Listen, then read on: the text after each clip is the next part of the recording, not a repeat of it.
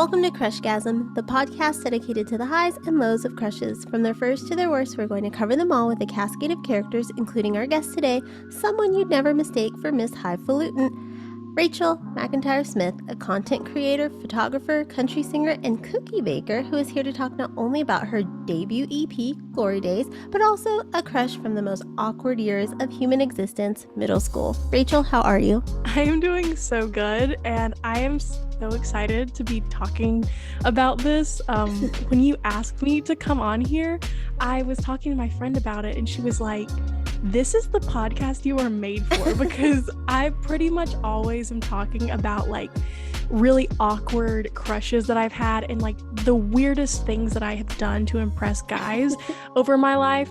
And so this podcast is just like absolutely perfect. So thank you so much for having me on here. Of course. And when it came time to go to middle school for me in my area, we had 4 elementary schools that had to funnel into 2 middle schools. And it was a little chaotic to wrap like your head around meeting all these new people. Was it similar for you when you entered 6th grade? Yeah, it was similar. We had a school merge into our school, and this is where my crush came in because he was from the other school that came into my school. And so I had been going to kindergarten with the same people that I had gone all the way up through school with. And then suddenly in 6th grade, this whole new batch of kids came in, and it was like a new season of the sitcom with a whole bunch of new characters. I get that. And it feels like, I remember when we went to a new school, I was in like the honors class, so you had to take all the kids from, the smart kids from the other schools and put them in that class. So only my best friend from elementary school was in my class, so we had all new people, but it felt like we had the cute boys from elementary school, but they were old news now. Now we had new crap, like new guys. So did it feel like that, like, ooh, fresh meat?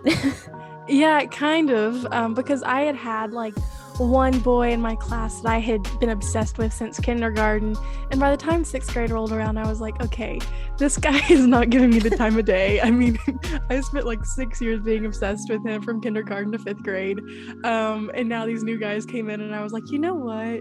These new guys, let me give them a shot instead of being hung up on this little boy I've been obsessed with since kindergarten.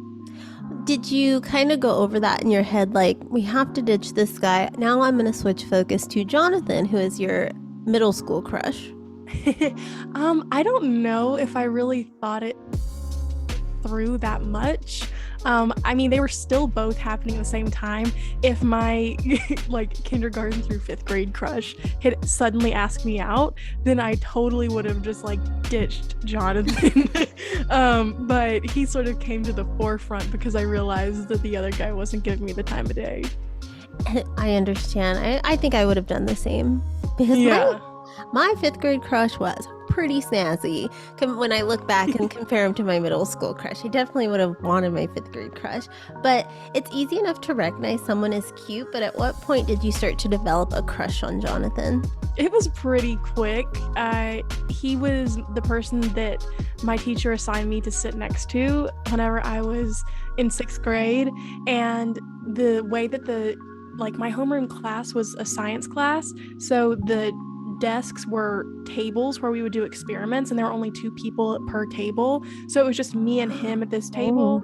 And so it was like a big deal, and automatically, I mean, being sat next to this like cool skater guy, like it was pretty instantaneous. Oh my god, I couldn't. That sounds like so much pressure to like have to sit by them day in and day out. I would be a nervous wreck.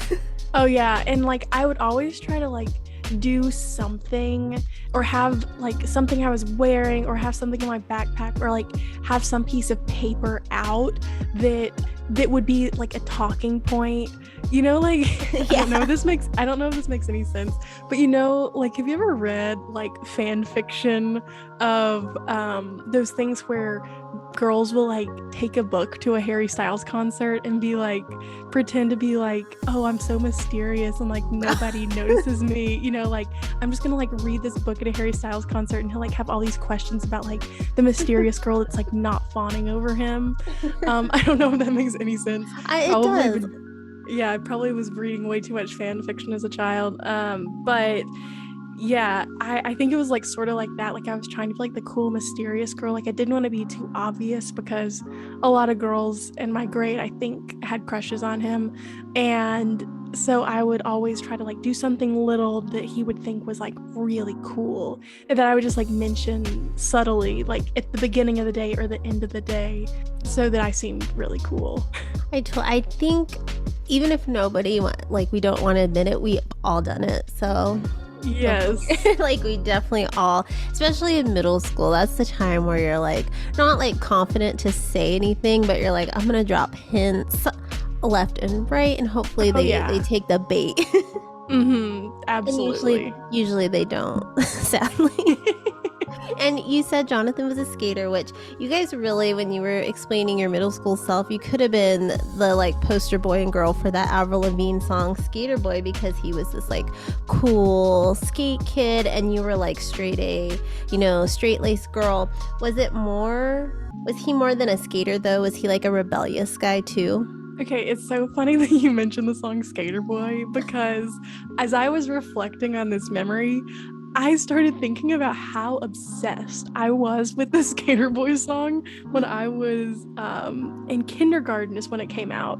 And it was one of the first songs that I learned all the lyrics to. I was like absolutely obsessed my entire kindergarten year. And so I started thinking about it and I was like, is this the basis of this crush? Because I had always had like an affinity towards guys that were like the sort of rebellious skater types. And Jonathan he was kind of rebellious because he got in fights in school. He was the kid that didn't have folders in his backpack. He just shoved things down in the bottom of them, which, I mean, to me, I had everything color coded.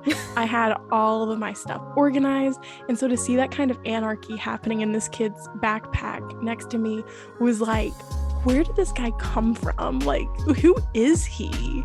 And so I was just, I was obsessed. And so he was a little bit of a rebel. It's so intriguing, the kids that come to school with just a backpack and a pencil, not even a notebook. Like they are just not prepared at all. I think every school from elementary to the high school, even college, you're like, how are you surviving? Exactly. And so, he would come in with this backpack with no folder. Sometimes he would have a pencil, but I always had an extra pencil that I could offer to him if he didn't have one. And then also, he would always carry his skateboard with him through class. So it's like he couldn't be bothered to bring a folder to school, but he was gonna make sure he had that skateboard with him at all times. Did you ever use the gum technique, like having gum? Because that felt like the biggest thing in middle school, to have gum to get your crush to notice you, because they'd ask for some. Oh my gosh. Okay, so my school actually banned gum chewing. So how are you guys supposed to meet each other? Exactly. But because he was a little bit of a rebel, he did chew gum. That was part of like his rebelliousness. Like he would chew gum and he would get like written up for going to the office for chewing a piece of gum. But I found myself very useful in other ways to him because he was chronically unprepared and I was always over prepared.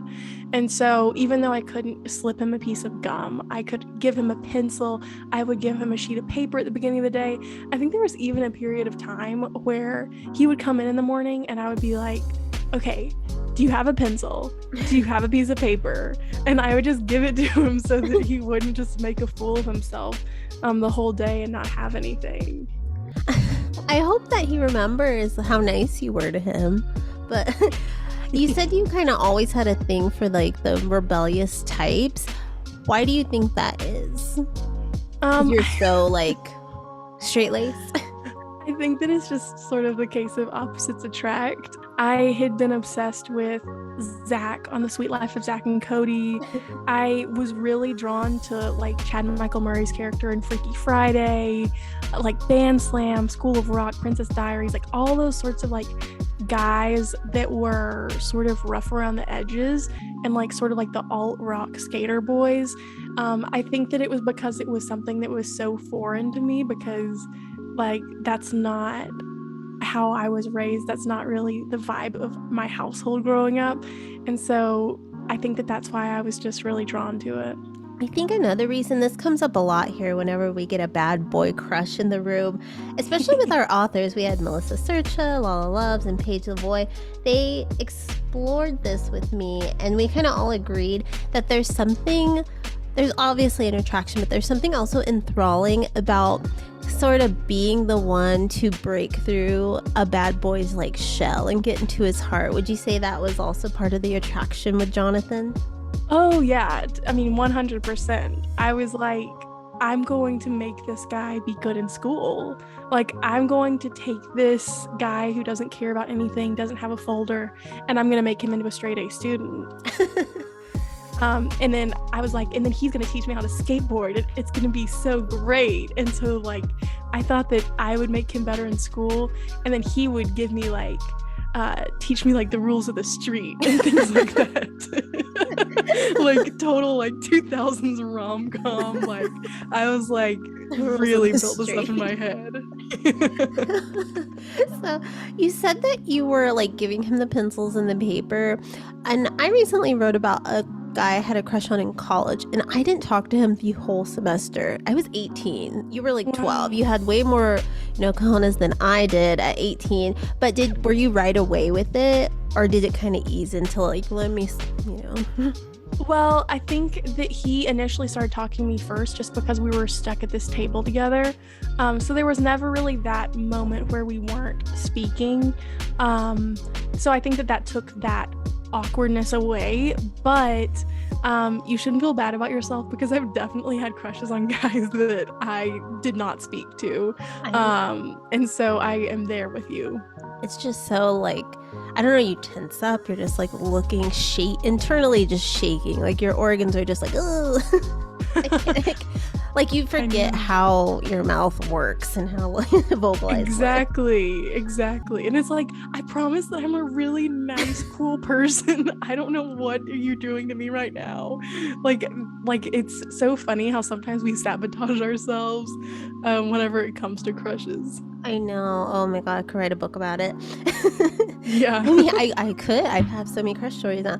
So you noted that because he was a skater, you taught yourself some moves on the board. I want to know, how good did you get at skateboarding in your quest to impress Jonathan?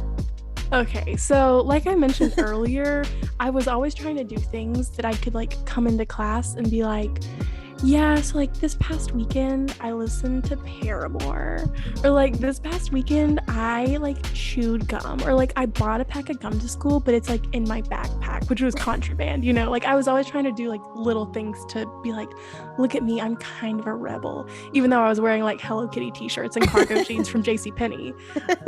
And so one weekend, I don't know really how I convinced my parents about this. I think that maybe I was like slowly dropping hints at home, because first of all, I don't know if you're like this, I was absolutely not talking about this to anyone at my house. Like no one knew that I had this huge crush on this guy. Not even my friends knew, because I was so embarrassed that he would like find out. So I was like slowly dropping hints for a few months, like it'd be really cool to learn how to skateboard, or like we should learn how to skateboard. And I have an older sister, and she got on board with it, of like, yeah, let's learn how to skateboard, that'd be so cool. So I'm pretty sure my grandfather took us to Walmart, and we got like the cheapest skateboard that they had there, and I wanted to be really cool and like do some kind of like graffiti or something to that effect, because Jonathan had like Sharpie the whole bottom of his skateboard and like done some really cool rebellious things on the bottom of his skateboard. So me being like the complete opposite of that, I get home with a skateboard and I got my mom's paint pens and I like drew this very intricate design on the bottom of it that I like tried to like start out looking really rebellious, but it just ended up looking like, I mean, the most preppy thing like the bottom of a skateboard could possibly look like.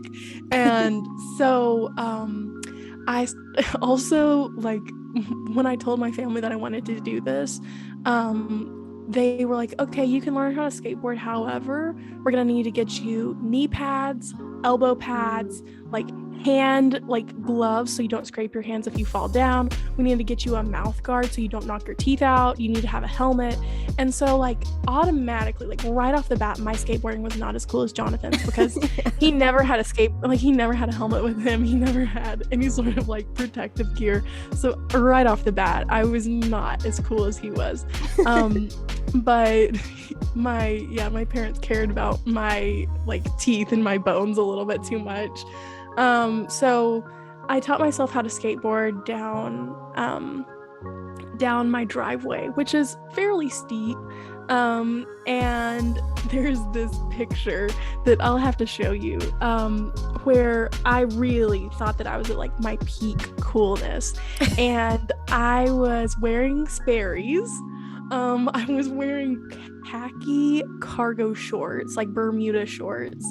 And I was wearing this red t-shirt. This was like around the time that the movie The Incredibles came out. Oh. But it was like an Incredibles t-shirt. However, all of the characters were replaced with dogs. So it was like an Incredibles t-shirt. And it sounds pretty cool. And so like my grandfather took this picture of me skateboarding in that ensemble. And so I spent so long trying to teach myself just like how to skateboard down my driveway. And I like envisioned all of these like dates of like we were gonna go to the skate park after school and he was going to show me how to skate even better than I already could. And so that's the level I got to. I could skateboard down my driveway. And I remember coming into class like the next Monday after I had barely mastered skating down my driveway. And he was like, oh, so like what were you up to this weekend? And I was like, I don't know, like skateboarding. And he was like, whoa, you know how to skateboard? And I was like, yeah, I do it sometimes. And like completely left out the part that I had just barely stood up on a skateboard for the first time in my life, and like made it seem like, oh yeah, like I guess I just never mentioned it, like there's a lot you don't know about me, I'm so mysterious. So funny. I think I love the like middle school years of life. I think it's the most interesting chapter that we have because it's no matter, I think if of course there's gonna be differences between races and genders and class, but I think we're all the same at that age, and it's so funny. Just like hilarious. So we all do this. Yeah, like I was just like completely living out this like Disney Channel-esque, like I'm sure that there were several episodes of different Disney Channel television shows that were like this exact storyline. I think, yeah, definitely you could see like Hannah Montana or something like that, definitely. Yes. You mentioned Zach and Cody. Which one was Zach? Was he the one that went on? Zach was like the bad boy one. Was he Cole or Dylan? Oh my gosh, I have no idea. I know, I never know which is which. I mean, my gut says that Zach was Dylan, but I think that that's just because Cole and Cody both start with the same letters. So I really have no idea. But I was so obsessed with that show, and Zach skateboarded. And I was actually so obsessed with that show whenever I was in 3rd grade because I had such a big crush on Zach and Cody that I ended up getting my first and only B that I ever got in school ever. I got a 93 in 3rd grade science, and I literally never got a B the rest of my life, through the rest of my schooling, all through college. So Sweet Life of Zach and Cody was my only B ever. Were you just watching it too much? Yeah, like I would get home, we just got Disney Channel right whenever I was in 3rd grade, and I was just watching it, like not really focusing on my homework that much. And obviously my grades didn't slip that much because it was still a 93. Yeah. But in my head I was like, oh my gosh, me watching this show, the Sprouse twins are already such a bad influence on me. Like I restrained myself from watching that show anymore after I got that 93 because it was just like the biggest blow to like how I had constructed the view of myself, of like who I was as a person. So anyways, that was a tangent. But yes, Zach skateboarded on the show. I just looked it up. Dylan was Zach. So Okay, perfect. not Riverdale. Riverdale. Yeah. You mentioned all these shows and everything, and I mean, around the time you were in 6th grade, there were a lot of popular movies aimed at romance that were for people your age. There was Angus Thongs and The Perfect Snog. Did you watch that? No, I didn't watch that. You should check it out. It's really good. Nick and Nora and the Hannah Montana movie. You mentioned like all these episodes of the Disney Channel maybe like playing in your mind. Do you think like that type of media definitely like hyper sensualizes, I guess is the word, like the romantic elements of crushes when you're that age? Oh yeah, definitely. And I was also really obsessed with the show Drake and Josh. And in that show, Drake was like the bad boy skater type. And so I think that that's just another one to add to the list. And a lot of these shows, because they were aimed at younger kids, like they really focused on people getting crushes and like going on their first date and all these sorts of things. And I totally ate that up. I was all about it. And 6th grade was also the year that I first discovered Taylor Swift. And that was the year that the Fearless album came out. And I was just like, Taylor Swift is writing these songs like directly to me because she had like those songs like Invisible and You Belong With Me and like all these different things that was totally playing into the trope of the quiet, smart girl not getting noticed by her crush. And so I had a little like blue iPod Nano chromatic that I had all of the Taylor Swift songs on, and I would just play them on repeat whenever I was going to sleep. I was like, if only they knew, but like You Belong With Me and all this stuff. So I totally ate that up. I mean, it's hard not to. I know I was a lot older when You Belong With Me came out, but I totally felt it. I was like, yes, this was my story. Oh my God. So I could see being young and being like, oh yeah. Oh, absolutely. And also in the You Belong With Me music video, Taylor Swift is like playing a band geek that plays clarinet, and I played clarinet in band. And so I was just like one more reason why I was like, this is me. This is my story that she's sharing. I mean, a great album too, especially for people that age. Yeah. You have 15, amazing, love story, everything. Yeah. So I get it. I'm kind of sad I wasn't younger when she came out, but then I'm kind of okay because then, I don't know, I'd probably be like more obsessed than I am now. I wasn't an initial Swiftie, but when I think it was Lover came out and I was like, okay. And then I went back and now I'm like, when is she gonna tour? Oh yeah, I mean, I've been a Swiftie for a very long time, and looking back, it has been a big financial commitment because of how much all the merch cost and all of the tours and everything that I've paid tickets like for everything, and always getting her CDs and everything. So maybe looking back, it wasn't the most savvy financial decision to become a Swiftie at such a young age, but I love Taylor Swift. I mean, no regrets. I was a big I am a big Backstreet Boy fan, and God, back in the day, they put their faces on anything and everything. I had Christmas ornaments, I had like banners. It was insane. My room looked like a Backstreet Boy museum. It was very intense. I had them because then I got into like emo music, so I was like, well, they can't be on my walls, but I had so much posters, so I put them on the roof, so every inch of my room was like covered with posters. It was a little creepy looking back. That is total, like, that just summarizes, I feel like, so many people's childhood. Like getting those new posters from Walmart or wherever you got your posters from. That was such a rush to like flip through the poster thing and be like, who's on the new poster this week that I can get while my mom's buying groceries. And I do feel like people your age might have been the last generation to fully appreciate that. Because kids today, like, I was like telling my nephew, he's 10, I was like, do you want a poster? And he's like, I hang it up. And I'm like, you're not excited about this? Okay. All right. A little heartbreaking. Yeah, I think that we, like, I'm a 97 baby. And so I think that we got a lot of, like, a taste of sort of, like, the remaining bits of the 1990s in our upbringing, because like I remember watching VHSs, I remember being obsessed over posters and things like that, and so I'm happy that I got to experience the joy of finding my favorite poster and putting it up in my room. It was like nothing else. There's such a thrill. And now you go to the store, they have like 5 posters in a box and they're like shoved in a corner and no one looks at them. It's so sad. I know.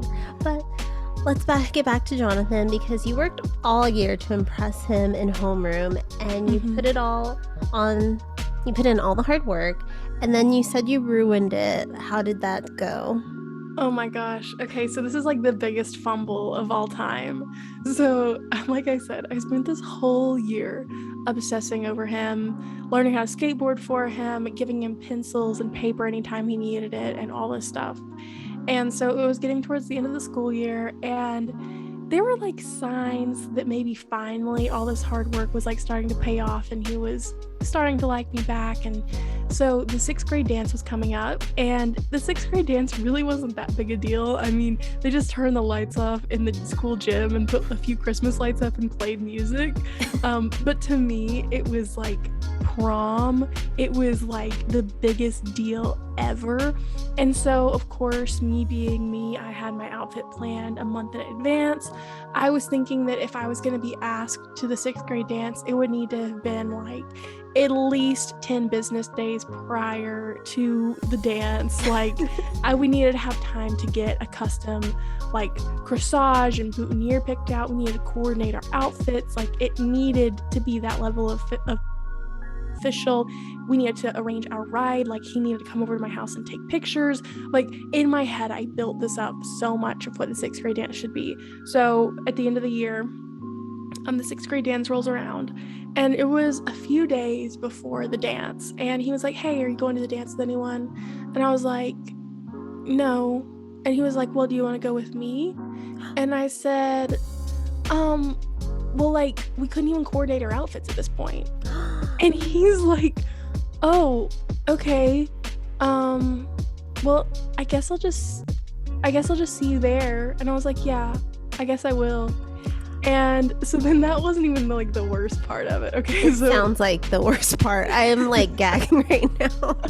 And so like I had, and what's so funny is the whole year I had like been writing his name in my notebook, all this stuff, and then he asked me to the dance, and I just like completely was just like, well, we wouldn't have our time to like coordinate outfits, so like absolutely not. Like, what is this even gonna be?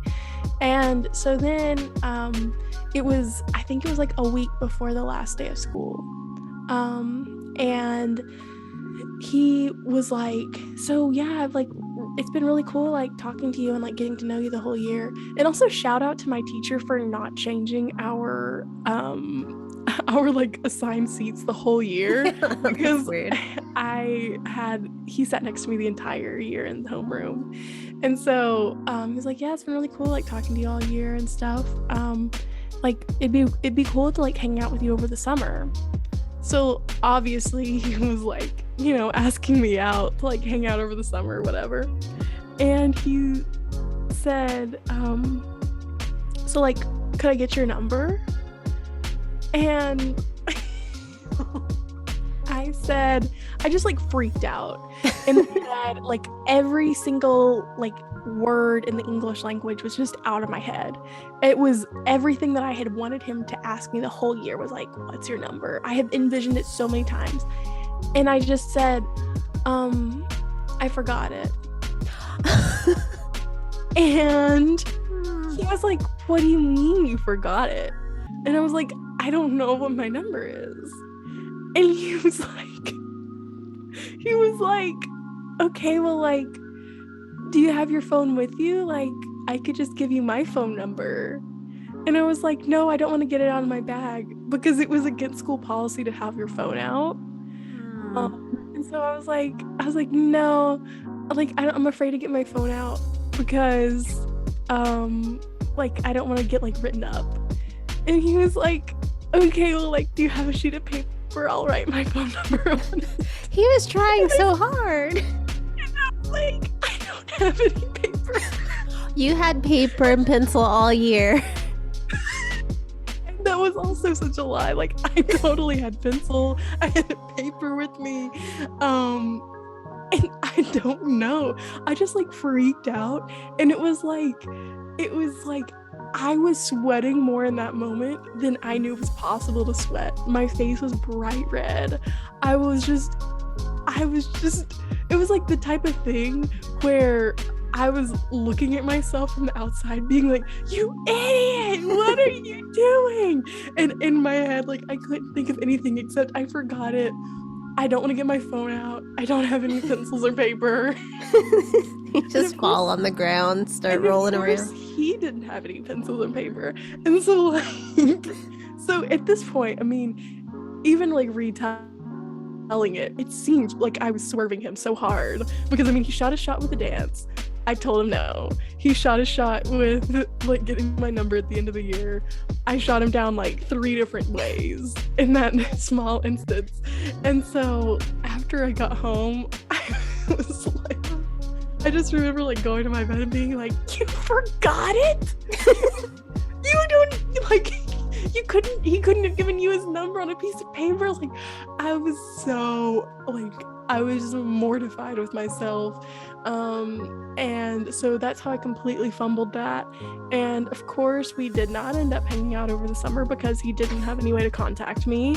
And by the time 7th grade came around, he had a different girlfriend. He was like completely moved on because, I mean, I had pretty obviously swerved him. And so it was one of the biggest fumbles of all time. Oh my God. Yeah, I was gonna ask how'd 7th grade go, but so we were 6th, 7th, 8th all together. I ended up seeing most of these people through high school. Did you ever interact with him ever again? And maybe this come up and be like, I'm so sorry, I didn't have paper.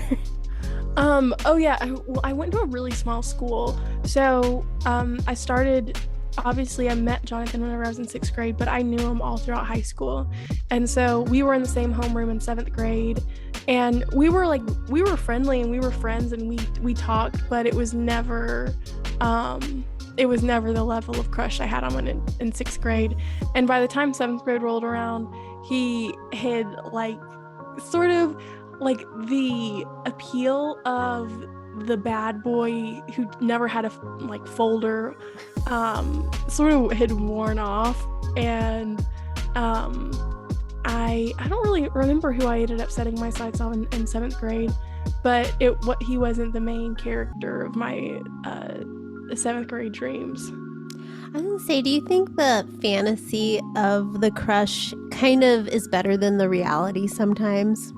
Oh yeah, 100%, because it was also the thing of like, this sounds so weird, hopefully you'll be able to understand, but like sometimes, like, whenever someone that you like actually reciprocates liking you, you're like, oh, like, I know it's so weird to like get the ick of someone actually liking you back, but sometimes I'm like, oh, like, I would just like liked you the whole year and like suddenly you like me back. I don't know if I like you anymore. I mean, suddenly you don't know your number. Exactly. But if you hadn't ruined it and fumbled and you and Jonathan became middle school sweethearts, how long do you think realistically you would have lasted, or would you still be together today? I have some friends who are still together from, we'll say 9th, 8th, 10th grade. I definitely don't think that we were actually compatible. I don't think that we would have lasted long whatsoever because we were just so different. And by like late middle school, the skater boy had sort of transitioned into being the skater boy that also was a big stoner. And that also wasn't my vibe. And so, no, I don't think that we would have lasted long because I would have, my 6th grade brain, I was like, oh, I can change him to be like a great student and he's going to be so great and all this stuff. But like the reality of it is that you can't really change someone that drastically, or at least that's been in my experience. So no, I don't think that we would have lasted long whatsoever. And so it's sort of nice that it just sort of lives on in my memory as like this crush I had all my 6th grade year, because if we'd ended up dating, it probably would have been short-lived, and then it would have been my first breakup. So it probably wouldn't have been like this fun, lighthearted story to talk about.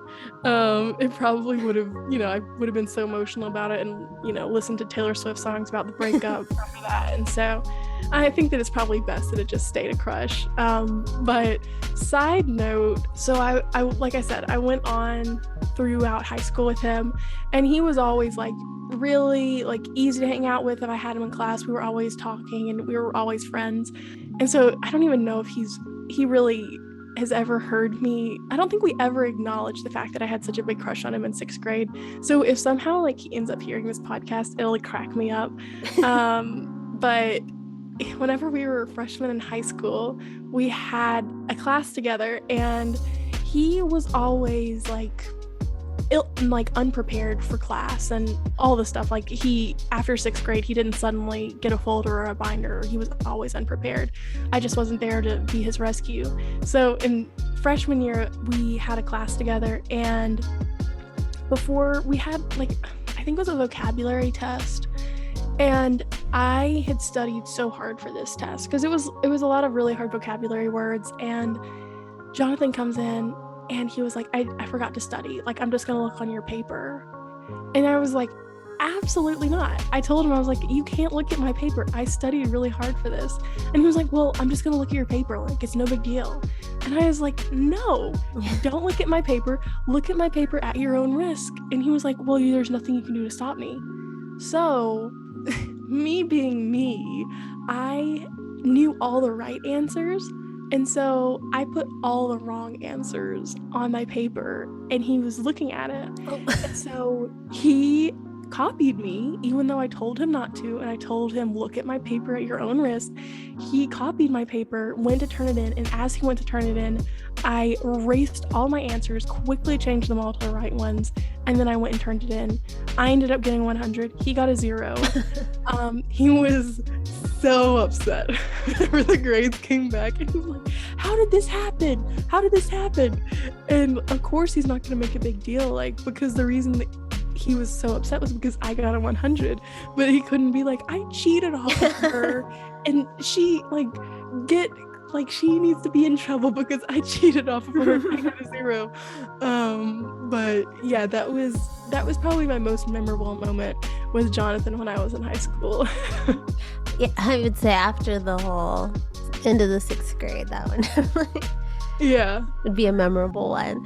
So now that we've gotten to know more about your middle school crush, we're gonna move on and talk about what you have going on. For people that don't know, I came across you because I did an interview with you with ZoeMagazine.com in September, and instantly I fell for your small town country charm. I noted that what I love about your style of country is that it's not polarizing lyrically. I felt like it was such a universal appeal. Did you grow up listening to a different array of artists? I know you mentioned Paramore, but I don't know if that was just to be cool. No, I was a diehard Paramore fan, and so yeah, I did grow up listening to an array of artists. Honestly, I was not big into country music growing up. The most exposure that I had to country music was when my grandfather would take me to Cracker Barrel, or I would hang out with my grandfather. He would play me the greatest hits. And so I had a lot more exposure to 50s, 60s, 70s country music as opposed to what was happening in the 2000s, early 2010s. And so I was a big fan of Paramore when I was in middle school and high school, a really big fan of Taylor Swift. And then I also listened to a lot of Motown music, a lot of 1960s and 70s girl band music, classic rock. And I also weirdly listened to a whole lot of classical music because I did competitive piano playing my whole life, after I was 9 until I was in college. And so I listened to a lot of Beethoven and Tchaikovsky. And then since I was in band, I also listened to a lot of music that featured clarinets because that's what I played. So I listened to a lot of Glenn Miller and Benny Goodman and big band 1940s jazz music. So definitely an array of music going on. That is a bigger array than anyone that I've come across in a while. I mean, classical, big band, Paramore, just tossing it all in there. Yeah. Your Spotify must be wild. Yeah, it is sort of weird because I can't listen to like a shuffle on my liked songs because one is like the Vince Guaraldi Christmas trio of like Charlie Brown Christmas music, and then the next one is like a Paramore song, the next one is a Chris Stapleton song. Like it's all over the place. Yeah, it's a wide variety. You got a little variety Yeah. pack. So I do want to mention your debut single that came from your EP, Glory Daze, was High School Reunion, which my 20th is coming up in a few years because we didn't have a 10th one. Mm-hmm. You know, we're trying to get one going on. But anyways, do you think that having so much connection via social media has watered down the idea of these high school reunions? Definitely, because we're all able to still sort of keep up with everyone, and if you were friends, I mean, I came from a generation, I had Facebook since I was in 6th grade, and so a lot of these people that I haven't really spoken to since high school, I'm still friends with them on Facebook. And so, you know, it's weird after you get out of high school and everybody goes their separate ways, you're still able to sort of keep up with them. For better or for worse, you know their political leanings, you know like everything that they're doing, who they're voting for, you know, all this stuff. And so I do think that there's not as much like, oh, I wonder what they're up to, because you know what they're up to. You've seen pictures of their baby shower, you've seen them going to like whatever they're up to. And so I do think that that has watered it down a little bit. And that's actually a line in High School Reunion. The second verse, it says, we put name tags on, but it's all for show. We create Facebook so we already know who lost their hair and who lost their minds. Because it does sort of take away that mystery of like showing up and being like, oh, like I wonder if I'm gonna see my high school crush here. I wonder if, you know, I wonder if I'm gonna be the best looking one here. Like you've already seen everybody on social media. But it's funny, I wrote that song because when I was in high school, I was the class president all 4 years. And so part of the duties of being class president when you're a senior is you have to plan every single high school reunion for the rest of your life. And so, a lot of pressure. Yeah, it is a lot of pressure, but I wasn't really thinking that whenever I took on the role my senior year. I was thinking like, oh yeah, 10 years is such a long time. By the time 10 years rolls around, I'm gonna be rich, I'm gonna be famous, like it's gonna be no problem. I'll have my assistant plan my high school reunion. And that is not the case. My 10-year reunion is right around the corner. I graduated in 2015. And so in a few years, 3 years, I guess, we'll have our 10-year reunion. And I wrote this song because a few months before the pandemic hit, a fellow class officer and I were getting lunch, and he mentioned like, you know, in a few years we're gonna need to start planning the 10-year reunion. And in my head, like that had not even crossed my head. Like it had not crossed my mind since I graduated high school. And so it sort of like sent me into a tailspin. Also, I think it was very premature on his part to say that like we'll have to start planning a high school reunion in a few years, because at that point we had been out of school for 4.5 years. So I think that was a little bit jumping the gun there. Mm-hmm. But then like right after that meetup that we had, the pandemic hit and I moved home because my lease was up, and I was sleeping in the same twin bed that I had slept in all throughout high school, and I was surrounded by all of this stuff. Like I had not really lived at home since I had gone off to college, and so I was suddenly surrounded by all of this high school nostalgia, and so it really kickstarted my quarter life crisis. Which, speaking of nostalgia, in the title track, you have one of the most endearing lines I've heard in a long time. You say, "Do I miss being young or the ignorance?" which we talked about in our interview, but there's another line I like, and it's, "I romanticize a life that I couldn't wait to leave." Do you think we put a lot of stock into the past? Oh yeah, absolutely. And I think that the past few years, people have been putting like a lot more stock in the past than normal, because even the bad things that happened to us in the past, we knew how it turned out, and we were faced a situation with the coronavirus that like we didn't know how it was going to pan out. And so even the times in life where we wanted to leave, and like when I was in high school, all I could think about was what it was going to be like whenever I was in college, and then I was an adult, and then I was able to do whatever I wanted.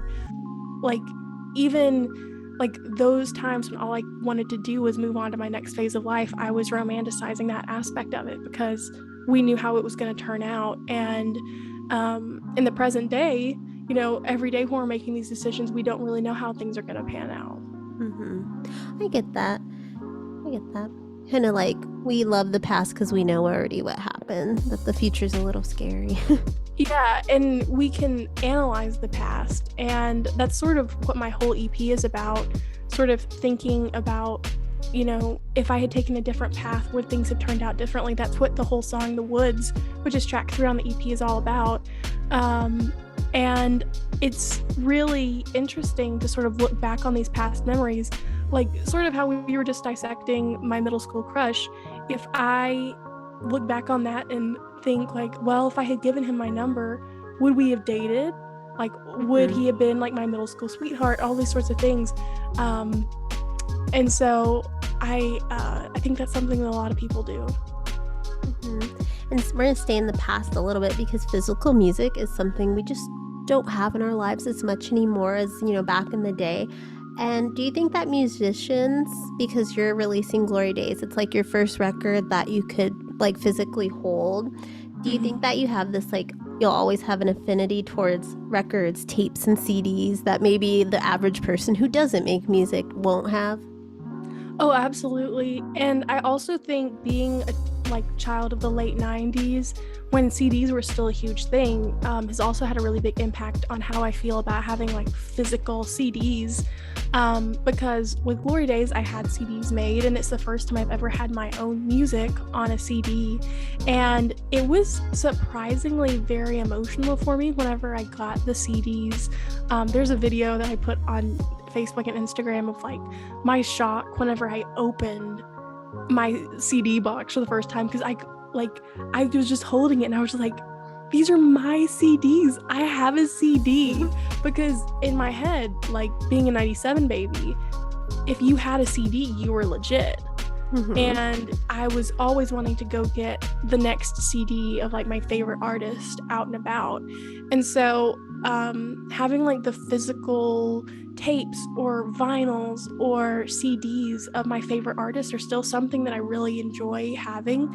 And I do think that they're making a comeback, because especially with vinyls, because I mean, you even look at Taylor Swift, she has, you know, I think right now she has like 5 different versions of her upcoming album Midnights that people can get. And the thing isn't even out yet, and people are already like pre-ordering different color versions of the same album.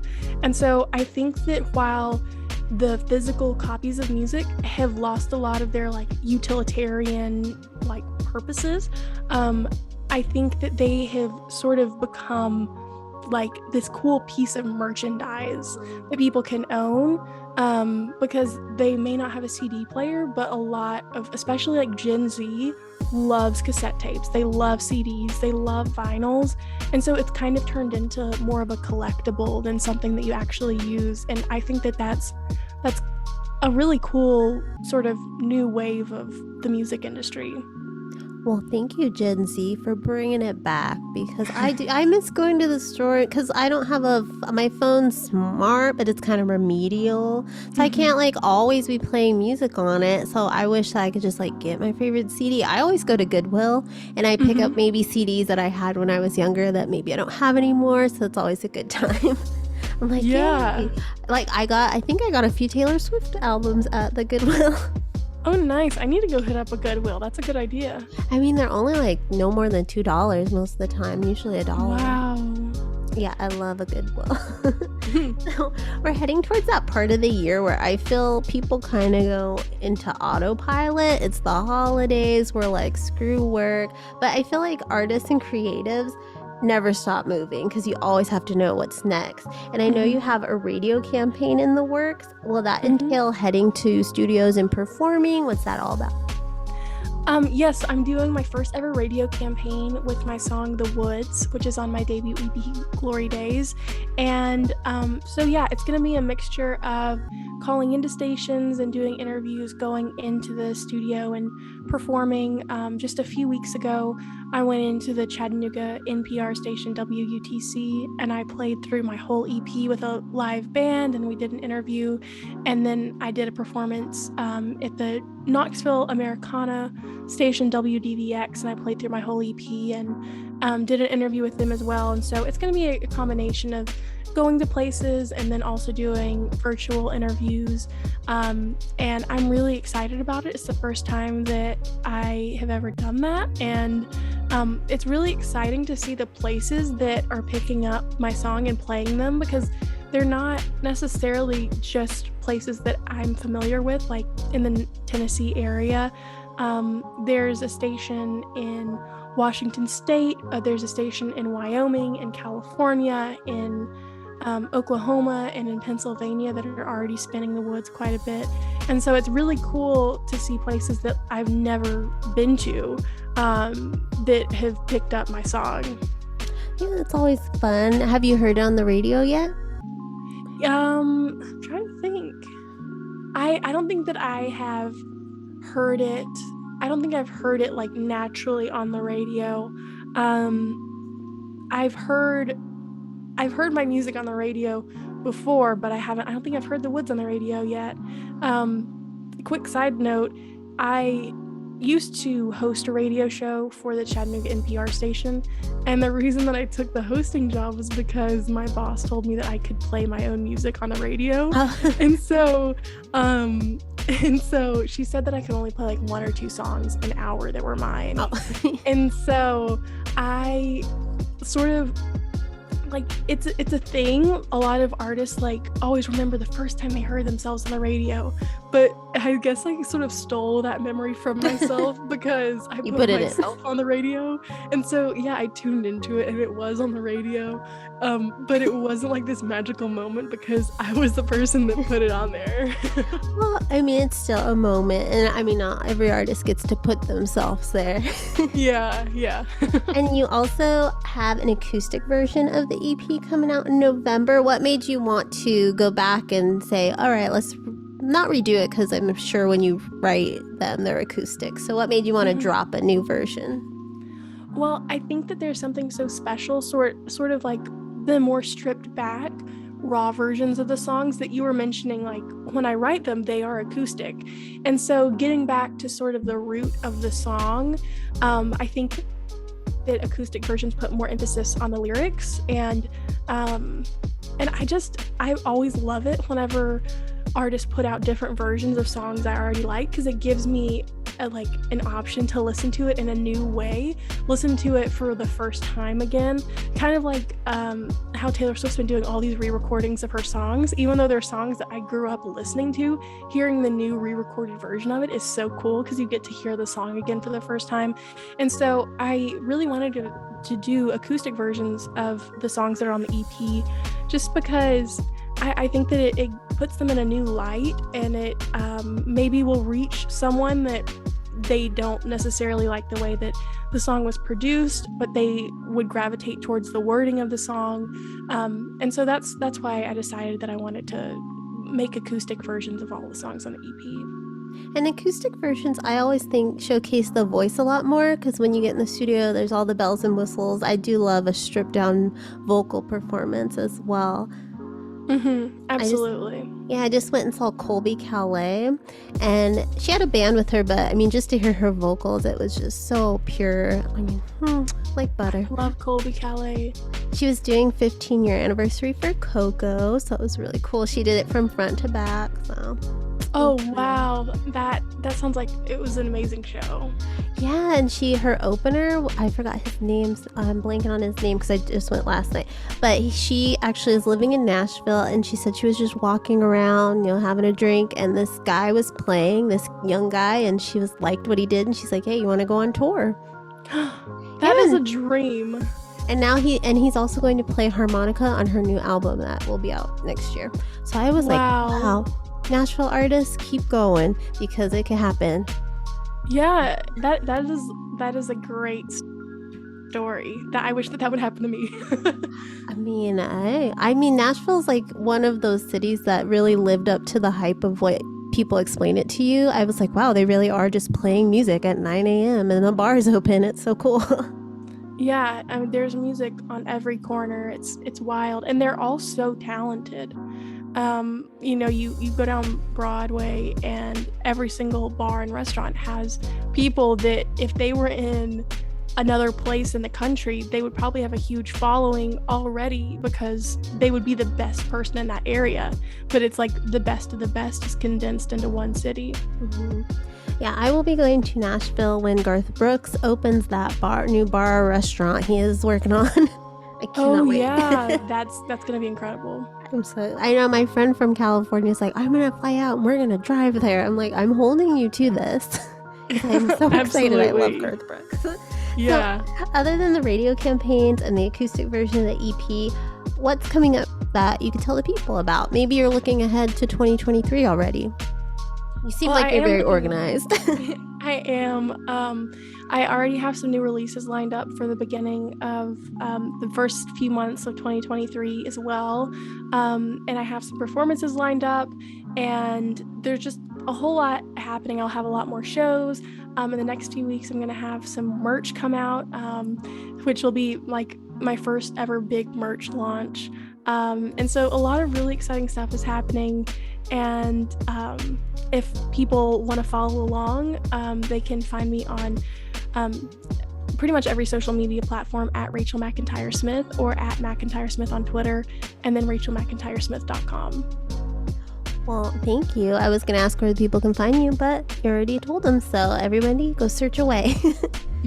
Well, Rachel, I want to thank you so much for taking the time to talk to me about your middle school crush. Oh, and the fumble broke my heart. Oh my God. I know, it's so cringy. And everyone, you can find all of Rachel's information below. And until next time, and as always, keep crushing it.